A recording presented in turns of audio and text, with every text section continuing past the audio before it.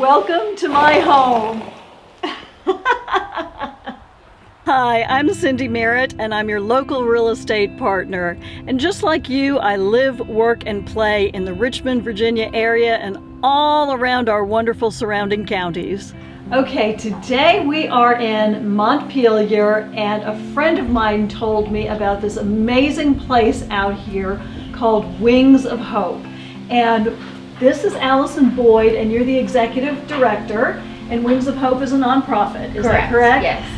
Tell me what Wings of Hope is and what you do out here. Right. Well, we've been here for 14 years, and this beautiful property is owned by Betty Kanishi, and she's let us run the ministry here for 14 years for free. And so it's a huge blessing for her to let us do that. And so, as you can see, we have 9 horses, 7 regular size and 2 miniatures. Okay. And what we do is they're all rescue horses. Each one of them has a story of their own. But then we use the horses to minister to children who are also facing their own conflicts and challenges and second chance stories.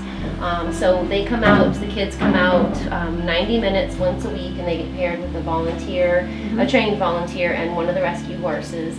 And we spend time grooming and riding, and then we have a small, like a Sunday school type lesson that we do as a group every week to just help the kids find a place to land that's safe during their week, and build them up, give them hope for the future, and introduce them to these horses who have found second homes and second chances here. Okay. And so you're rescuing horses, and really you're rescuing the kids then, and you just they're compatible and they learn from each other. Correct, yes. It's kind of a magic formula. It really is. And I didn't think of it. It's actually, we're one of 200 similar ministries all over the world. Really? Okay, so how did it get started? So yeah, there's this wonderful woman out in Oregon called Kim Meter, and she wrote a book called Hope Rising. And it's a wonderful book about how she discovered, probably been discovered before, but she discovered it for herself. She rescued a couple horses, and a young lady that lives down the street from her that didn't speak started showing up at her house to help her with these horses. And that pairing of Kim and the young lady and the horses grew into a ministry called Crystal Peaks Youth Ranch. And about 10 years in, she wrote a book called Hope Rising about the horses stories and about the kids. And people would read it and think, this is what I was called to do. And so they do a clinic every year because people read the book and say, I want to do this. And, and so that little book has turned into 200 similar ministries. That's absolutely amazing. So, and everybody here is volunteer? Pretty much. We have a few small, paid admin positions, but for the most part, I'd say 95% volunteer. That's amazing. Now, how about the kids that come here? Is this free for them? Yes. It's all free. It's free for them. So they get to come out here and bond with the horses and grow and just learn so much. Yes.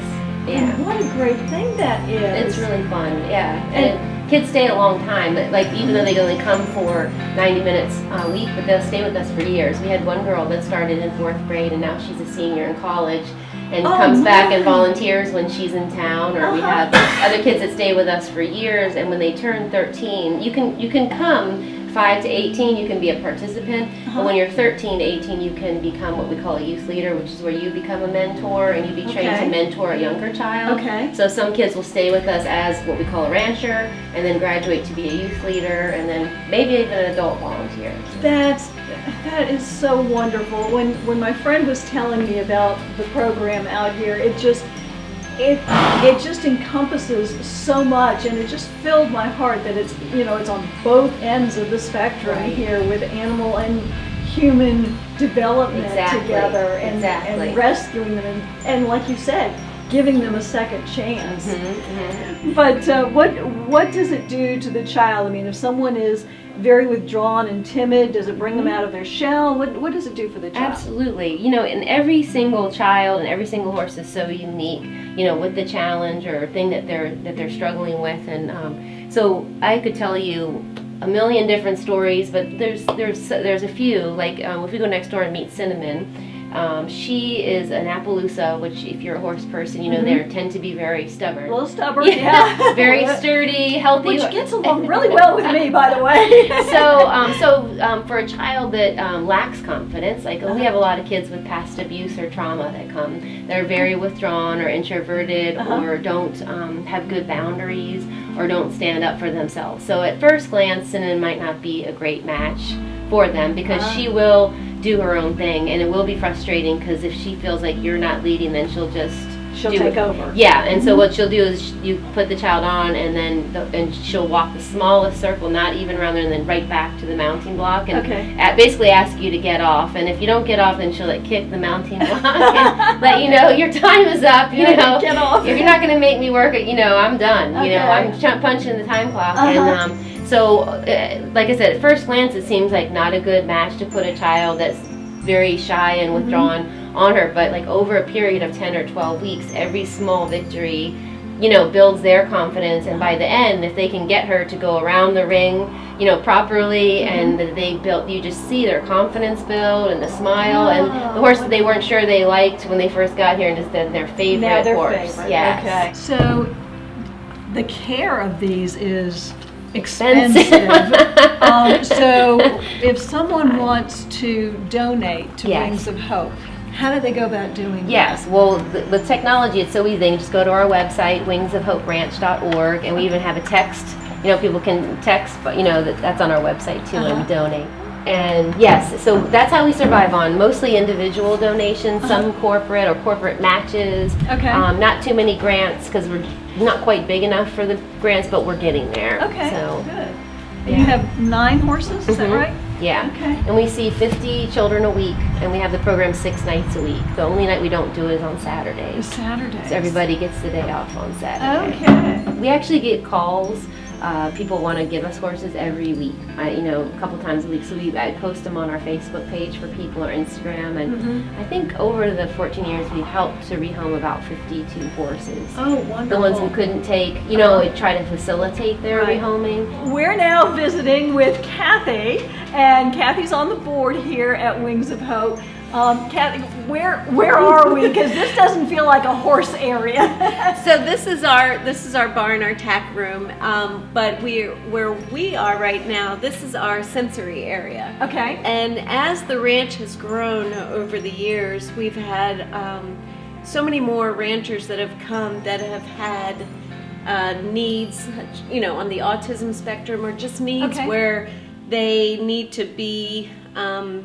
Have more than just sitting, after we're done with the riding and we come back, we have a devotional lesson. Oh, okay. Many of our children have issues where they have sensory issues and they can't just sit there on a bench and just listen. Okay. So we were lucky enough that we had a Girl Scout troop come, and they created this sensory area and donated all these supplies. So we as supervisors had to go and learn about each one of them and how they work. And it really has just been an amazing difference for some of our ranchers that can't just sit still. Okay. We try to encourage them to use the different items, which obviously I can't get out of this one, yes. to use the different sensory items to help them focus on what we're doing and the devotional and to sit a little bit quieter and stuff. All right, so I'm sitting with Caden. Caden, how old are you? 9. 9. And do you love coming out here and working with the horses? Yeah. Okay. And who's your favorite horse? Cinnamon. Cinnamon, really? Now, tell me, isn't Cinnamon a little stubborn? Mm-hmm. Uh-huh. What do you like about Cinnamon? Riding. Brush her. You brush her and riding? Mm-hmm. Uh-huh.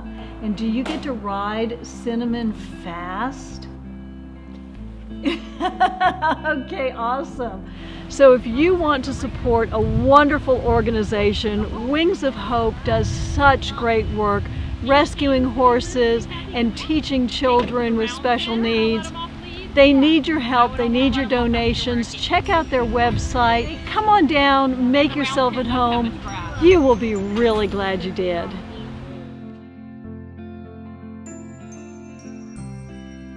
Cindy Merritt is nationally recognized as a leader in the U.S. real estate market. Of the more than 35,000 realtors in Virginia, the American Institute of Real Estate Professionals consistently ranks Cindy in the top 10 best realtors in the state. Samson. Yes, yes. You do. He's gotten my heart really fast. Oh, yeah. Yes. Yes. Make Yourself at Home is sponsored in part by Paul Adams, branch manager and nationally recognized senior loan officer with Prime Lending, a Plains Capital company. With over 400 mortgage options available, Paul Adams and his team work hard to uncover the key to each client's mortgage success.